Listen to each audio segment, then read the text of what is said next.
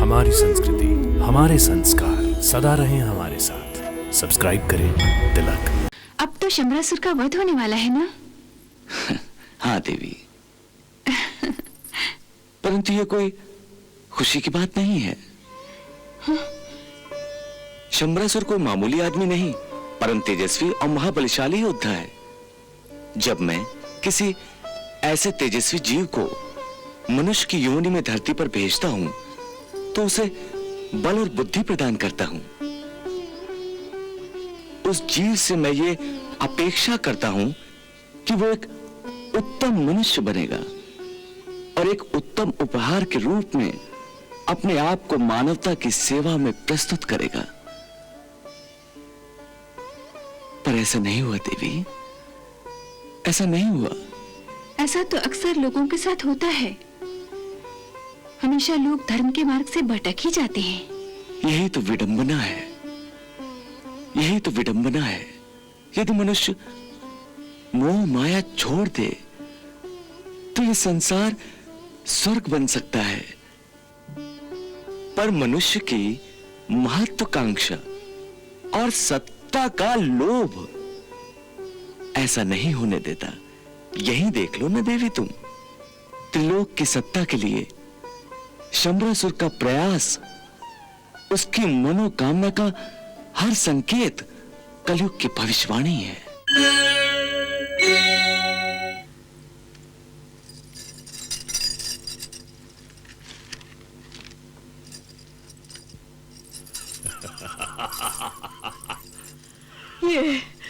ये अशुभ संकेत हमें क्यों मिल रहे हैं स्वामी? आज का दिन शुभ नहीं है स्वामी, आज का दिन शुभ नहीं है। आज अवश्य ही कुछ अनर्थ होने वाला है। तुम सत्य कह रही हो महारानी, अवश्य ही आज का दिन अशुभ है, परंतु मेरे लिए नहीं, उस कृष्ण पुत्र प्रद्युम्न के लिए। अवश्य ही आज वो कृष्ण पुत्र मेरे हाथों मारा जाएगा, अवश्य मारा जाएगा।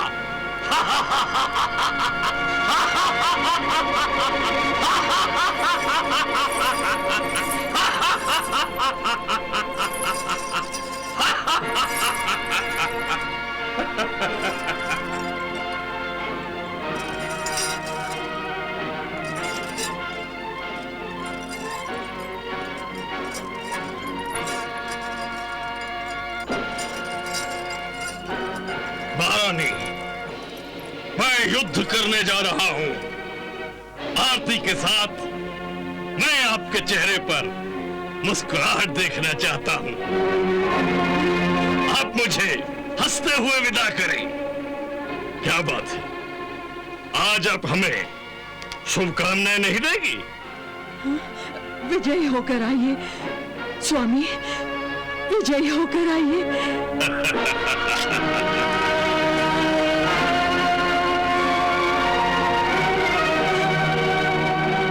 असुरेश्वर महाराज शंबरासुर की जय। असुरेश्वर महाराज शंबरासुर की जय। असुरेश्वर महाराज शंबरासुर की जय। असुरेश्वर महाराज शंबरासुर की जय। असुरेश्वर महाराज शंबरासुर की जय। असुरेश्वर महाराज शंबरासुर की जय। असुरेश्वर महाराज शंबरासुर की जय।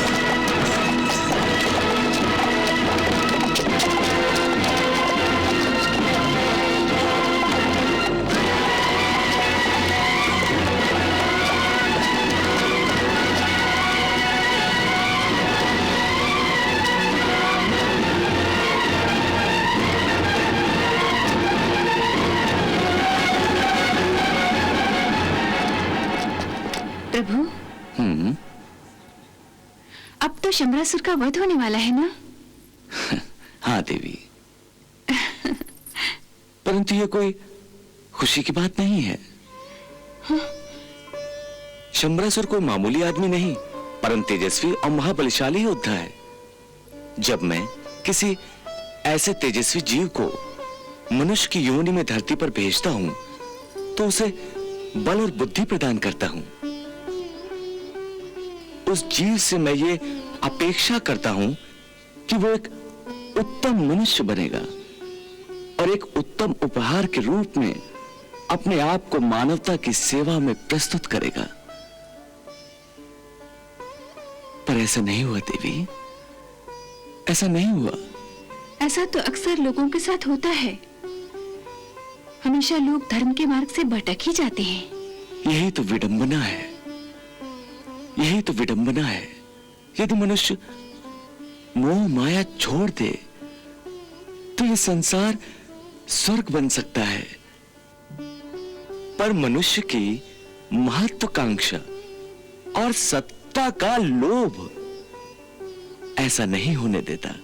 यही देख लो ना देवी तुम, त्रिलोक की सत्ता के लिए शंबरासुर का प्रयास, उसकी मनोकामना का हर संकेत कलयुग की भविष्यवाणी है। कलयुग की भविष्यवाणी? प्रभु, क्या कलयुग में भी शंबरासुर जैसा कोई महत्वाकांक्षी होगा? देवी, इस युग में तो सत्ता की लालसा का मारा केवल एक शंबरासुर है। कलयुग में तो हजारों शंबरासुर होंगे जो सत्ता के लिए अपने ही संतान की बलि चढ़ाने में अग्रसर होंगे। सत्ता मानवता के उद्धार के लिए होती है, परंतु कलयुग में सत्ता का उद्देश्य केवल अपना उद्धार करना होगा। सत्ता का मार्ग अधर्म का मार्ग होगा। सत्ता के कीड़े सारे संसार को खोखला कर देंगे। दिन प्रतिदिन मानवता विनाश की गहरी खाई में गिरती चली जाएगी। तो क्या विनाश के रास्ते पर आगे बढ़ने वाले मानव को रोकने का कोई उपाय नहीं है प्रभु? ऐसी विनाशकारी शक्तियों का अंत भला कौन करेगा प्रभु? समय करेगा देवी, समय करेगा। समय के न्याय से ना तो वो लोग वंचित रहेंगे जिन पर अत्याचार होता है, और ना वो लोग समय के दंड से बच सकेंगे जो उन पर अत्याचार करते हैं। यही हाल शंबरासुर का होने वाला है। अब देखते हैं कि प्रद्युम्न के हाथों समय उसका वध कैसे करता है।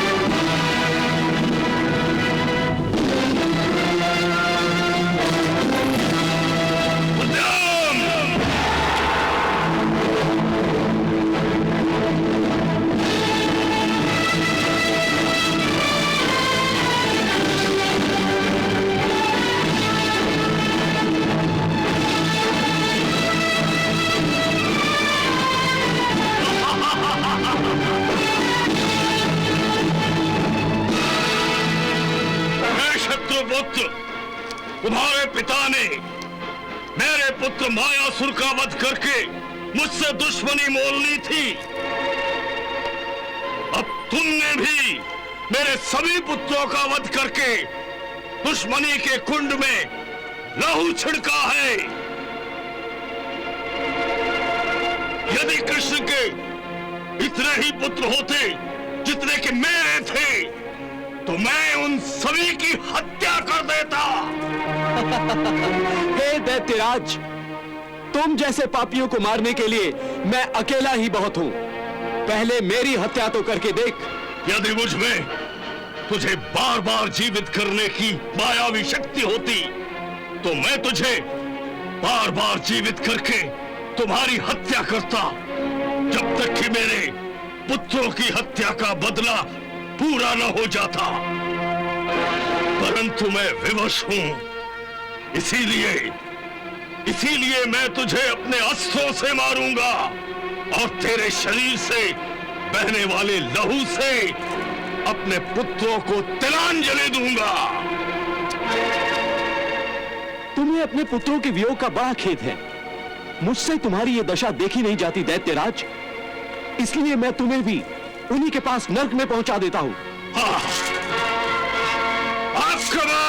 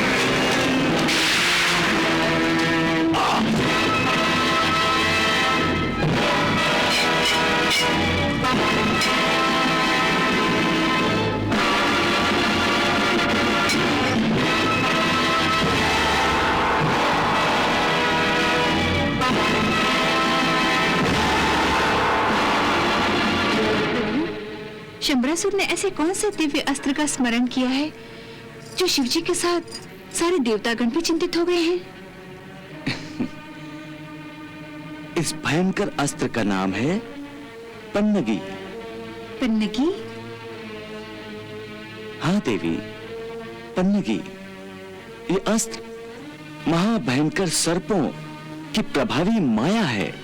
परंतु शंबरासुर ने ये मायावी अस्त्र कैसे प्राप्त किया? देवी, ये अस्त्र स्वयं शिवजी ने ही शंबरासुर को प्रदान किया है। अच्छा, इसीलिए शिवजी शंबरासुर के इस अस्त्र के स्मरण करने पर चिंतित हो गए हैं। परंतु अब प्रद्युम्न की सुरक्षा कैसे होगी? इस सर्प माया का एक अचूक उपाय है, गरुड़ माया। प्रद्युम्न ने यदि गरुड़ माया का स्मरण किया तो शंबरासुर की यह माया निश्चित ही विफल हो जाएगी। प्रभु, यदि किसी विषैले सर्प ने प्रद्युम्न को डस लिया तो? प्रद्युम्न पर उसका कोई प्रभाव नहीं पड़ेगा देवी, क्योंकि स्वयं नाग देवता ने प्रद्युम्न को यह वरदान दिया है कि उस पर संसार के किसी भी सांप, बिच्छू अथवा विषैले जीव जंतु के विष का कोई प्रभाव नहीं पड़ेगा। इसलिए शत्रु का यह अस्त्र प्रद्युम्न का बाल भी बांका नहीं कर सकता।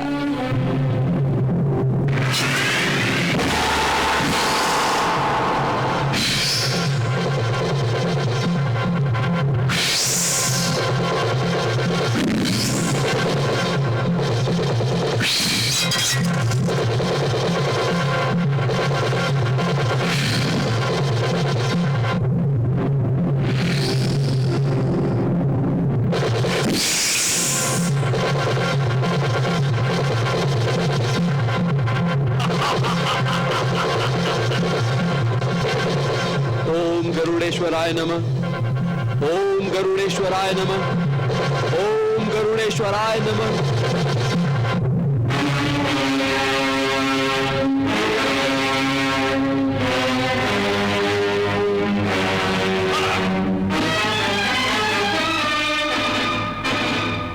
देवी, प्रद्युम्न ने शंबरासुर को सही समय पर सही उत्तर दिया है। प्रद्युम्न ने अब गरुड़ माया का निर्माण किया है।